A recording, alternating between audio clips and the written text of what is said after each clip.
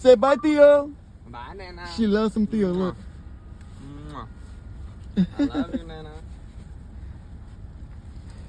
Say what up to my YouTube. That's my son over here. What up, what up? Tell him he just came home. Stop throwing up shit, man. What's wrong with you, boy? Tell him you're not on that type of timing no more. You're a good boy now. Hey, I'm chilling.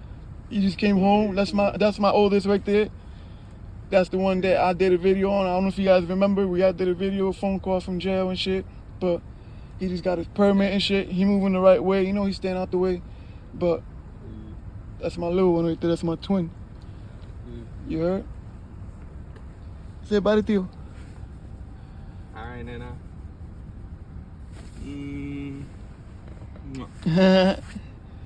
All right. Be good. I love you. All right, I love you too. All right. One. It's your boy. Y'all know how we coming, man. I'm traveling. I had to pick up my little baby, you know. Yes, if you guys didn't know, I'm a grandfather. I got my granddaughter back there. It's her week Police reported ahead. It's her week with Papa, so she gets to come home and open up all Christmas presents and all that. Hold on, the police is right here.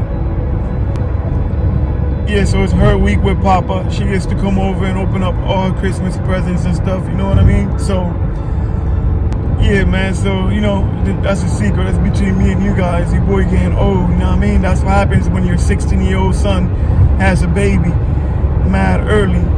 Mind you, he's got 2 babies with 2 different girls. And he's the youngest, too. It's crazy. He always has to be the little one. He's the youngest. And my oldest son don't got no kids. My daughter has no kids. Then the little shithead has 2 kids about the same age. They're like 3 months apart. You know what I mean? So yeah, his little ass got 2 kids already. So let's get into this YSL and Young Thug trial real quick, right? I wanted to touch on something because I see a lot of people really confused about this, because a lot of people are saying, oh, well, he's playing the DA, he's up there not answering or you know, like denying anything that has to do with any gangs or anything like that. And here goes the arguments about whether he told or not, right? One thing I wanted to remind you guys is that he should have never been on the stand to begin with. The reason why he ended up on that stand is because he admitted to a whole lot of criminal activities, man. He gave up a lot of information that could bring down Thugger and a lot of the YSL members. And that's what people failing to realize. You guys think he's up there playing the DA, giving his statements, and he's doing good? That's the least he can do, because he already told. So now he's on the stand trying to clean it up. And this is what people failing to realize. Him being on the stand and not saying anything that's going to get Thugger indicted is not the point. The point is that he's trying to clean up the mess he already got himself into, and him telling on Thugger. Now he's trying to clean it up. So that's what he's doing on the stand right now. So he snitched. You know what I mean? He already told. And he still screwed up on some of the answers he gave while he was on the stand. He still admitted to some things that helped the case. You know what I mean? The DA is sitting up there showing them paperwork saying that you initial that they were selling drugs in front of the store. Yes. That you initial that, you know what I mean? Like a lot of the things he initial and agreed to is not helping the case. And then he's agreeing to it on the stand. So basically, that's just saying like, yes, I did say that before. He doesn't have to say it when she's reading it out loud and saying he initialed it. That's basically confirming the shit. So if you guys trying to figure out whether he told or not, he told. All he's doing is trying to clean it up the best way he can on the stand. So I need you guys to understand that this is what's going on. He's trying to help Thugger in some way, somehow. But what's done is done. This is just one of those situations when you get a nigga that said too much, should have never said certain things, and now you're like, bro, I'm about to go to trial, man. I need you to go up there and basically take your word back. You know what I mean? You know, because you have to go on the stand and confirm everything you said. That's why they bring you on the stand. And then that's why they ask you, like, he got agreements, bro. He agreed to certain things. So He knew what the fuck he got himself into from the get-go. That's why she keeps reminding him, like, yo, didn't you say this? Didn't you agree to that? Like, that's where he screwed up at. And a lot of you guys is failing to realize that this is what's going on right now. This is what's happening. And yes, some of the stuff he said was denying that, you know, certain things, and it looked like he can help Thugger, but the damage is already done, bro. What's done is done, you know what I mean? Police reported ahead. What's done is done, you know what I mean? Like, the jury ain't stupid. They're sitting there and they know what's going on. They know that he's just basically trying to clean it up now and play dumb, but they know that they're basically going to go off whatever the DA read that he initially said from the get-go, you know what I mean? So he should have never took the stand. It looked crazy, bro. Like, I don't care how much game he got on the stand that he ran on a DA. He didn't run no game on nobody, you know what I mean? You were supposed to be a leader, one of the founders, sitting on the stand. It's not like you got on the stand and this is the first time you're saying anything and you're basically really saying something that's helping out Thugger. That's a different story. That's not what happened. That don't look good at all, man. Like, you're not supposed to be on the stand, my boy. You're a street nigga. You're supposed to be at one of the heads, a head honcho, and you sitting on the witness stand. Don't look good, bro. It don't look good. So I just wanted to touch on that real quick because I see a lot of people struggling and really questioning and debating that he didn't tell, you know what I'm saying? And I'm like, yo, how the fuck he didn't tell? That's what he did. He told from the get-go. Take notes, man, because dudes that want to run the streets, if you ain't really ready to do life in jail or die, really know that, think about the things you do before you do the things you get yourself into, man, because it takes 1 second to make one bad decision and you're done. Then you're going to be in a situation where you're facing life and you're questioning whether you should what? Snitch on your mans because you're scared to do life? Think about it before you get yourself into shit, man. Shit is not worth it. Ain't nothing worth you doing life in jail or you dying, bro. You know what I mean? And I get it. I've been there, bro. I know the mentality. I know the struggle. I know. But you just got to remind yourself, right? The same love and loyalty and sacrifice you put in for the gang, you got to put it in for your family. You got to put it in for your kids, right? When you start thinking like that, then you start making better choices, right? Because we all make decisions. We all want to, you know, keep it real with our loved ones. We all want to keep it real with our gang. We all want to be stand-up members and all that. So the same energy we use for the gang and for the other guys is the same energy we got to use for our family. And you got to know how to balance it out. When you start recognizing that and you start balancing those things out, then you'll be able to make better choices. Think about it. You'll die for one of your men's.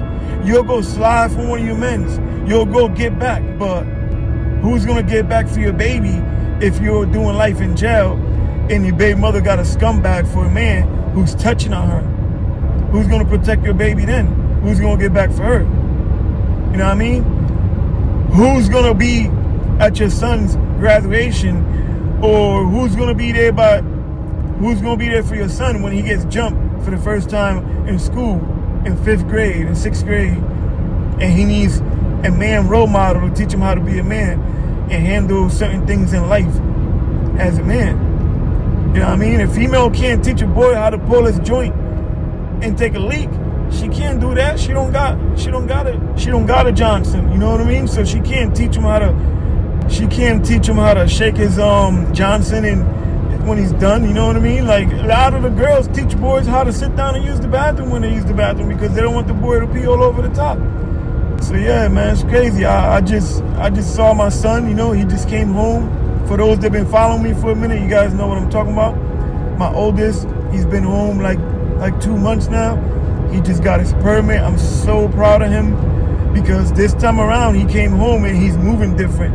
He's taking advantage of a lot of the things that are there for him as far as state assistance, you know what I mean? Like, they're helping him get his license. They're paying for his permit. You got to be smart, man. And he's doing the right things when it comes down to that because I had to pay for a lot of my stuff. You know, I had to reopen a whole lot of other cases, pay for that, to then have the judge waive them off, to then to be able to get my license back, over $3,000 just to try to get my license. You know, so he's taking advantage of that. He's having the system pay for it. He's got his permit. Now they're going to pay for him getting his license and getting any other stuff that he needs to get his license. They'll pay for that. And that's good money because he doesn't have to pay for it, you know? So he got his permit. I'm so proud of him, you know what I mean? Like, last time he came home, I knew he was going to end up back in jail or something. And it scared me because he was moving too fast. This time around, I see him kind of like not rushing into things, you know? Patience is the key, man, especially when you come home from jail. You got to be patient. Things ain't all going to just fall in your lap overnight. It's a process, you know what I mean? And you got to be able to transition along with this process, you know? You're going to have ups, you're going to have downs, you're going to have things looking like it's never going to happen or it's going to be hard to get it done. You're going to feel like that, but you just got to know that as long as you're doing the right thing, things is going to map out type shit, you know? But just know that the energy you put out there is the energy you're going to get back. And a lot of times people forget that when the energy comes back, it doesn't just come back for you. A lot of times that energy comes back and it comes back in different forms, man. And it comes back in a way where it's going to affect your kids, your loved ones. Be mindful of that. That's what I'm going through right now. You know what I mean? Like a lot of the stuff I put out there, even though it wasn't like grimy, negative shit, but it was still me doing dirt, me dealing drugs and all that stuff, right? And I set the wrong example for my boys, because now they're both, you know what I'm saying? In and out of jail, getting themselves in trouble, following in my old footsteps. And I didn't realize that I was setting the wrong example for them. I was too young. I was young as hell when I had my first son. I was a kid myself, in and out of jail, you know? I was thinking that as long as I was still with their baby mom, you know, and I wasn't leaving them, that they were good.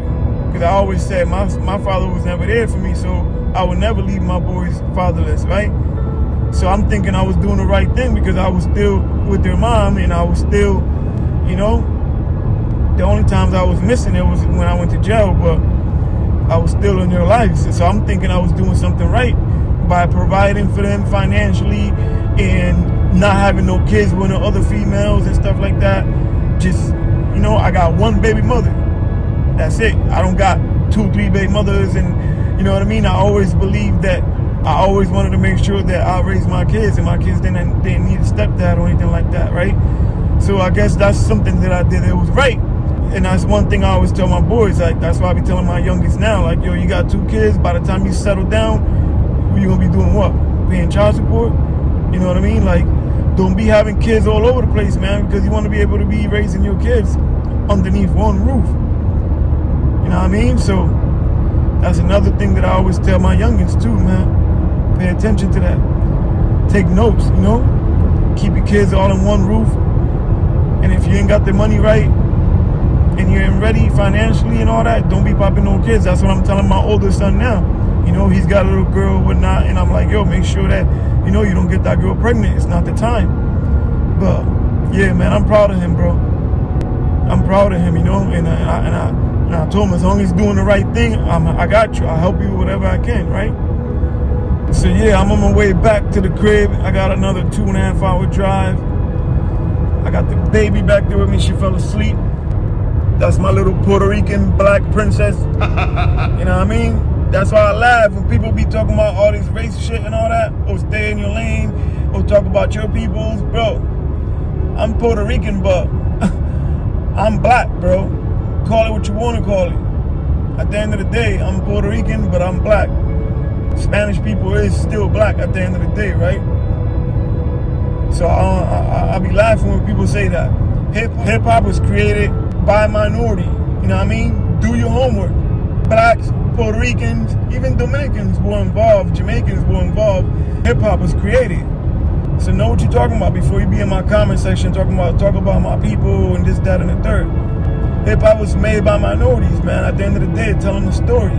So know your facts before you jump on somebody's comment section saying some old stupid shit. And at the end of the day, I speak on whatever the I want to speak on, and I speak on whatever I can relate to. If I can relate to it, I'm gonna speak on it. So please don't jump in my comment section saying some dumb shit. Now I appreciate all the love, all the subscribe. So yeah, man, make sure you guys hit that like, comment, subscribe if you're not. Get it, man. Okay, then. woke up. Luca woke up and is eating her lollipop and watching Peppa Pig. Say hi.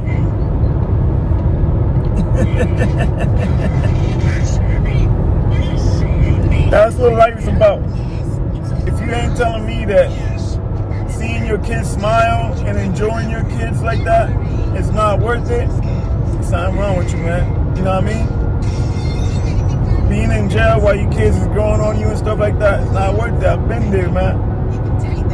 You know? I had to watch my oldest son take his first few steps from a jail cell. The first time I held my oldest son, it was when I got sentenced on an attempted murder charge, and the judge allowed me to hold him for the first time because he was only like 2 months old. Shit is deep, man. Shit ain't worth it. Take it from someone who's been there, that's done it, man. You know, speaks from experience. And now that I'm not in the streets no more, I can speak on it, right? With a flawless record, you know what I mean? Because if nobody say nothing crazy on my name, that's another thing I always say too, man. Like, if you're gonna stop running the streets, at least stop, give it all up, hang it up with a clean record, with, you know, where you can walk around with your head up, go back to the hood and still get love with your head up, right? Head up high. Don't wait till you put in a situation and then you start snitching, and then now you want to be like, oh, now you want to act like you ain't want to be in the streets anymore. You want to hang it up. That's what be wrong with you, a lot of you dudes, bro. Y'all know y'all done. Y'all can't take another bid, but instead of staying out the way and behaving, you want to continue until you get caught, and now you can't. You know you can't do the time, so you break under pressure. Don't wait till then, man. Do it while you're ahead. You know what I mean? Get out while you're ahead. I'm telling you, man. Bullshit you to the shitty.